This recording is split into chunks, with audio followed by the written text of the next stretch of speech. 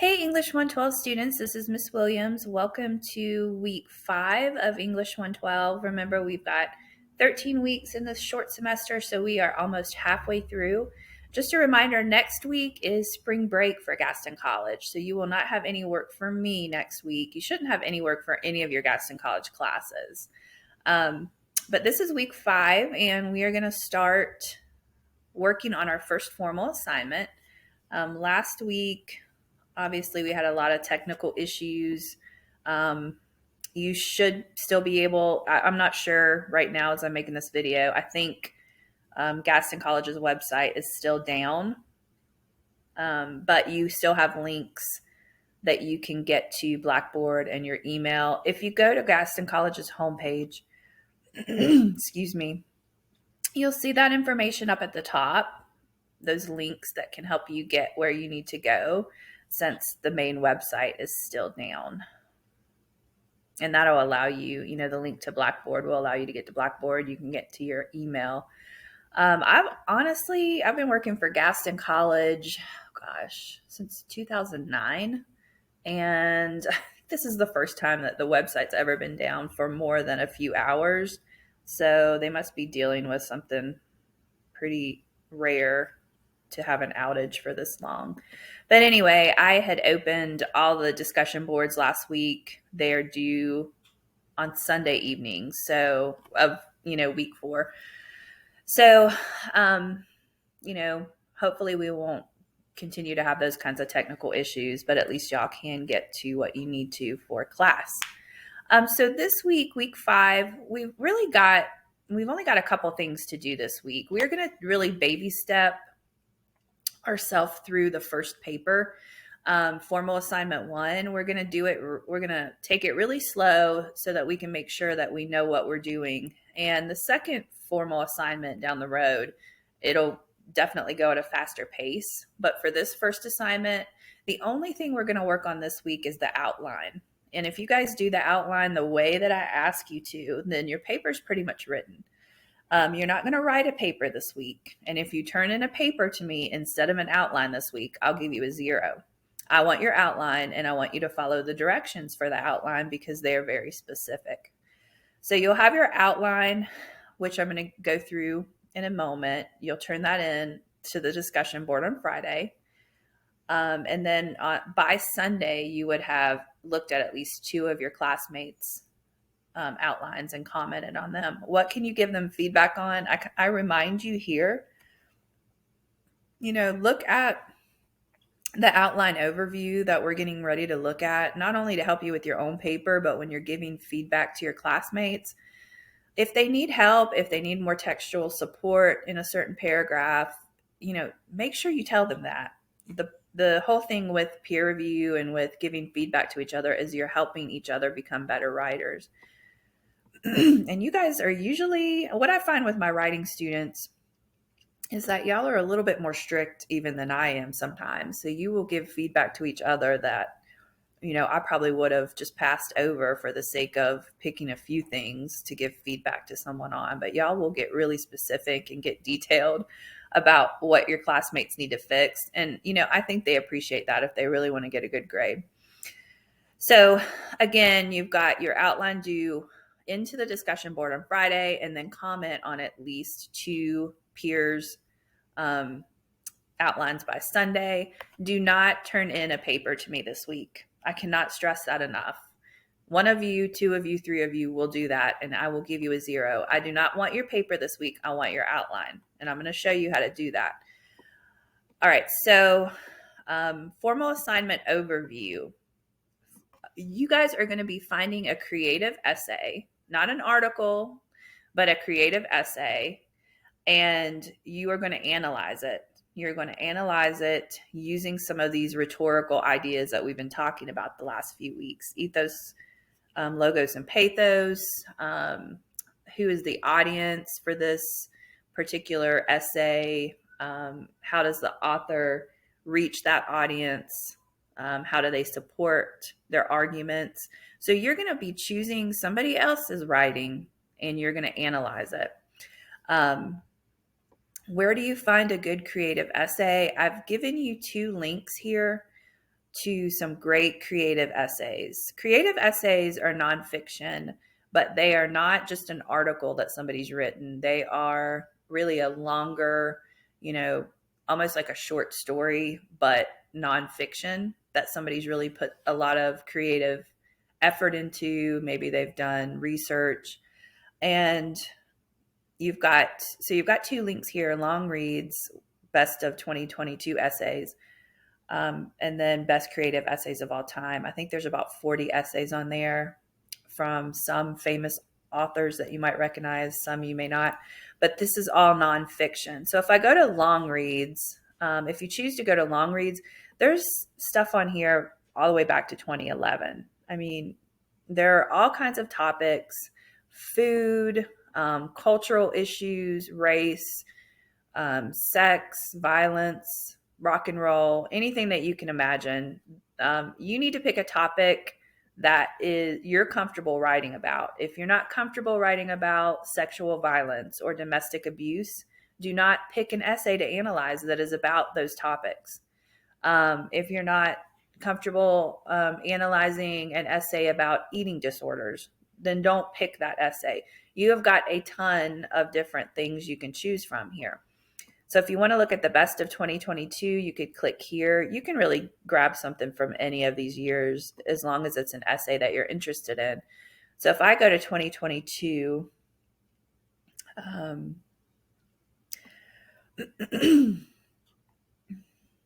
just they've got stuff broken down, into different topics. So you just have to search until you find something that you're looking for.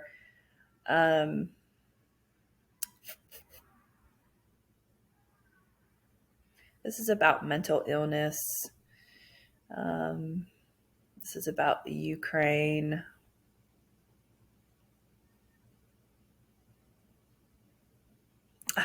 14 hours in the line in queue to see Queen Elizabeth's coffin. I'm a huge fan of Queen Elizabeth, and so to me, this would be something interesting that I would maybe want to analyze. So I would read that essay.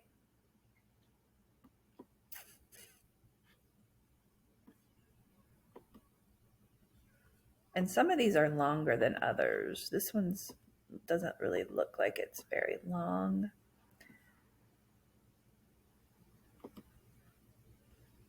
Oh, this is her Twitter page. I don't want that. This one doesn't look very long, but actually,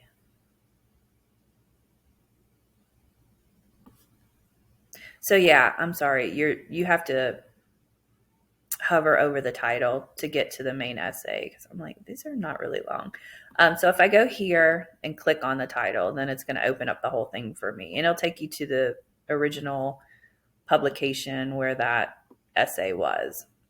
And typically for these essays, you'll have, images, which you're also going to analyze for this assignment. But anyway, my first step would be to read this essay and really become familiar with it. Don't skim it. You really need to read it because you're going to be analyzing it. So pick an essay. Again, here are your links. And then I do say these essays are intended for adult audiences. Some contain graphic language and themes, adult themes. So again, make sure you pick something you're comfortable with. And then attached to this week's assignments, you've got your sample outline. So open that up. It looks like this. Excuse me.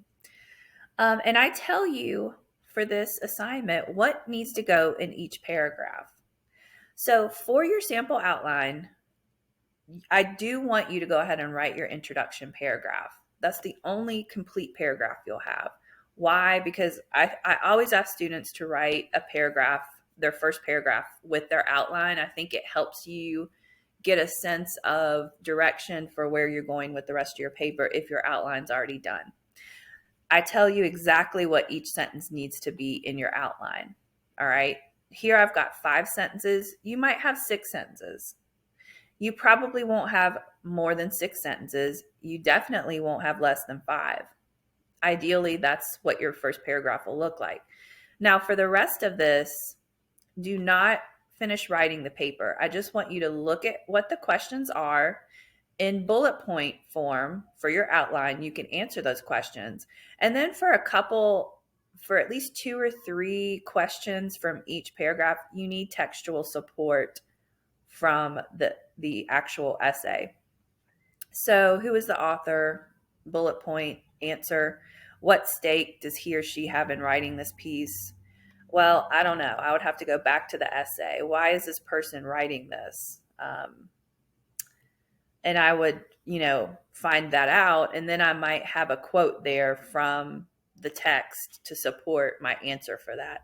You don't have to have a quote for each of these, but for at least 2 or 3 of these, for each paragraph, you need textual evidence. So that is how you're going to outline your formal assignment 1. I've also got an MLA formatting. Let me open this up through PDF. This guide on MLA formatting. This is something I'm going to get really technical with you guys for this semester. Everybody thinks they write in MLA, but they don't. A lot of people think they incorporate quotes the correct way, and they don't. We don't paraphrase with MLA like you can in APA. You take a direct quote from that text, word for word, in quotation marks, and you put it after your own idea. So this is your paper. You're writing about something. You're analyzing an essay that you're interested in, but you need to tell me what your ideas are, what your answers are to these questions. But then the text from the essay supports your argument, right? So if you're arguing that in main body paragraph 3, if you're arguing that the author uses logos, reason, or statistics, or data, then you better have an example of that from your essay, right? So the text is there to support your arguments, but you're writing the paper. And I think that's really where a lot of English teachers, especially high school English teachers who may or may not really know how to teach writing, some do, but a lot don't. And a lot of students have been miseducated on how to write in MLA. They just grab quotes. They don't have any thoughts of their own. They just grab quotes and string them together and think that that's how you format things, and it's not. So the good thing about this class is you actually have someone that knows how to teach MLA and is going to make you a better writer and help you know how to organize a paper the right way in MLA, but you're going to have to follow my directions. And if you don't follow my directions, then you're not going to get a good grade. So read through this as well, just to see. I'll always post this with all of your formal assignments as just a reminder of what MLA is. What does it look like to actually use quotes to support your ideas? It doesn't really matter as much right now as far as formatting is concerned, because you're just using, you're just doing the outline and you have bullet points. You might have an answer that's a couple words long for your question, and then you'll have a quote. But when you actually get to writing your paper, there is the right way to put all of that together and to organize it so that it flows correctly and so that things are where they need to be. So we'll get into more of that in a couple weeks. Again, we're just working on the outline this week. You guys will have a break next week, spring break. And then when we come back on week 7 and we start actually using our outline to help us write our rough draft, we'll talk about, how does this need to look in paragraph form? What is the right way to put all this information together so that it's formatted correctly? All right, so that's what you're doing this week. Again, if you write your whole paper and turn it in, I'll give you a 0. If you don't have textual evidence, this is the important note down here. If you don't have at least 2 or 3 quotes per paragraph, for your body paragraphs, right? Not your introductory paragraph, because that's very specific. But for these main body paragraphs, if you don't have at least 2 or 3 quotes there, you're not going to get anything but a 0 on your outline. That's the most important thing about this outline, is that your quotes are in there. I might come back and tell you you need more quotes. You might have two for main body paragraph 1, and I might tell you you need more based on the information you've given me. But you definitely don't need a quote for each question you answer. You can be the judge of that based on what the questions are and what you need to support based on your reading. Okay, so there's also a video, let's see, down here. It says watch this short video to help you understand what needs to be in the outline. Basically, I'm telling you exactly what I've just told you in this video. If you do need some reminders that are just specifically about the outline, go back and look at that video. That's fine. If you have questions, reach out to me. But outline is due this week. Post it complete.